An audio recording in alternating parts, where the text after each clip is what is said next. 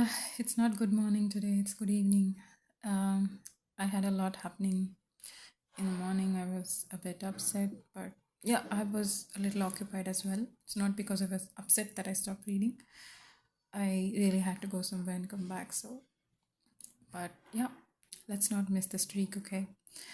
So we are on the seventh chapter of Genesis. Let's begin reading. The Lord then said to Noah, "Go into the ark, you and your whole family, because I have found you righteous in this generation. Take with you 7 of every kind of clean animal, a male and its mate, and 2 of every kind of unclean animal, a male and its mate, and also 7 of every kind of bird, male and female, to keep their various kinds alive throughout the earth.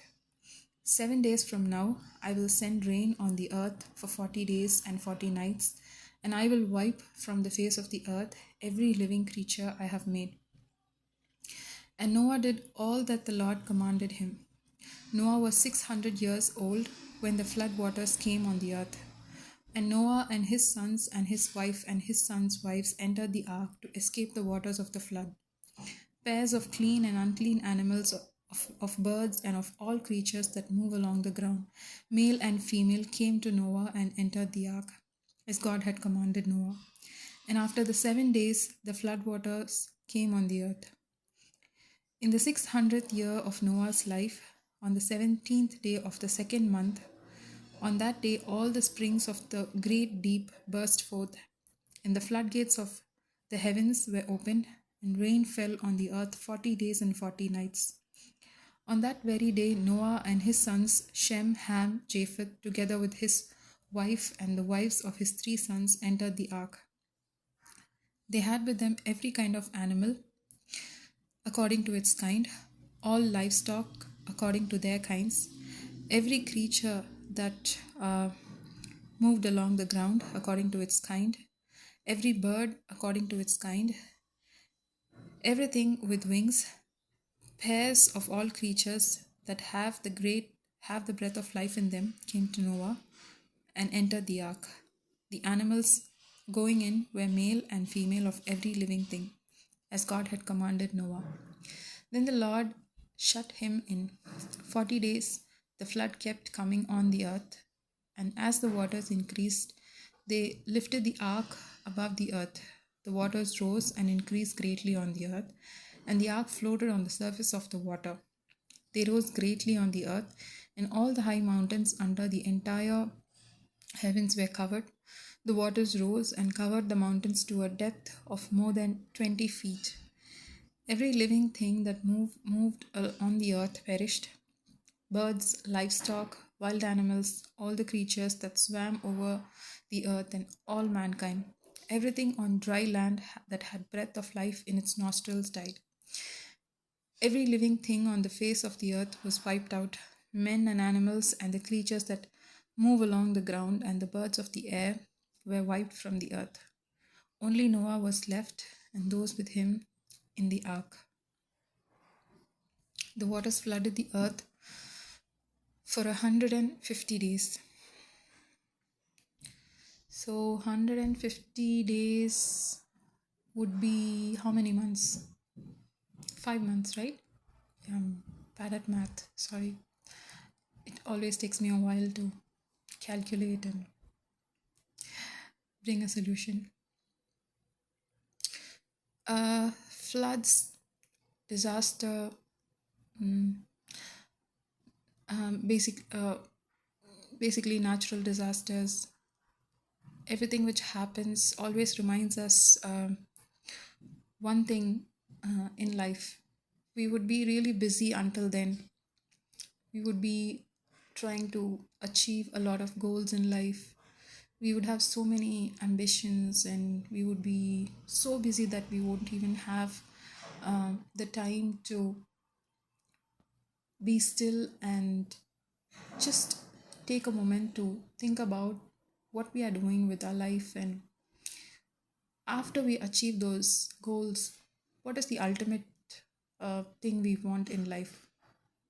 What do we really want in life, to put it that way?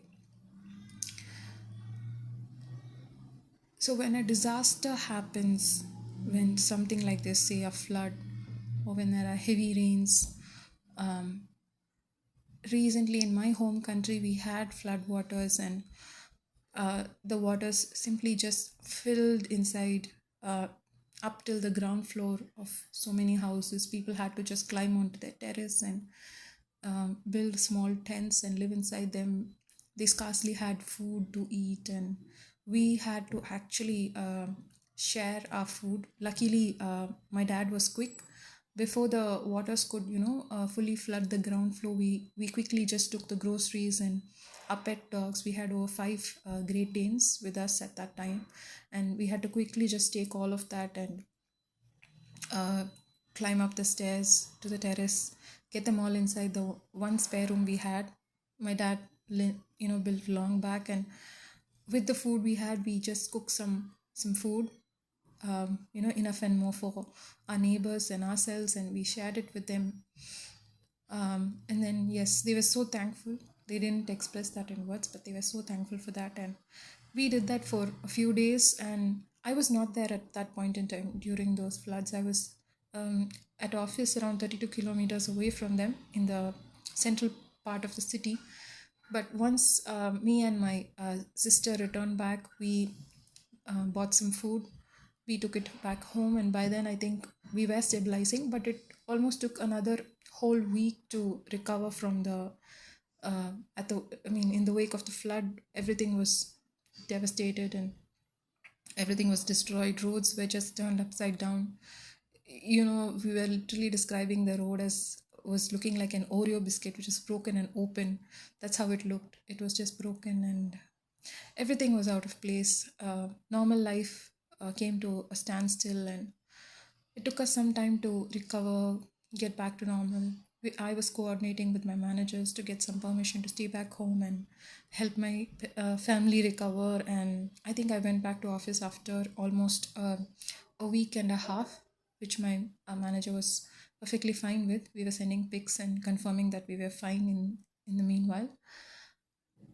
Uh, what I'm trying to say with this um, recollection of my time during the floods, when I was reading Noah's story, this is what came to my mind. Because when there is something unexpected happening, when there is a disaster happening, it is only then we slightly get a glimpse of what is really important in life.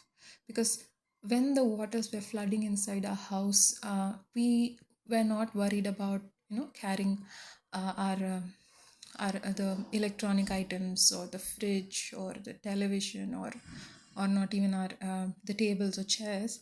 We just carried what was very important for us to survive in life and what others needed.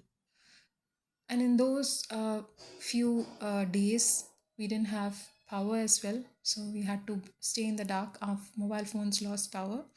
So we were not connected to the um, outside world in any way.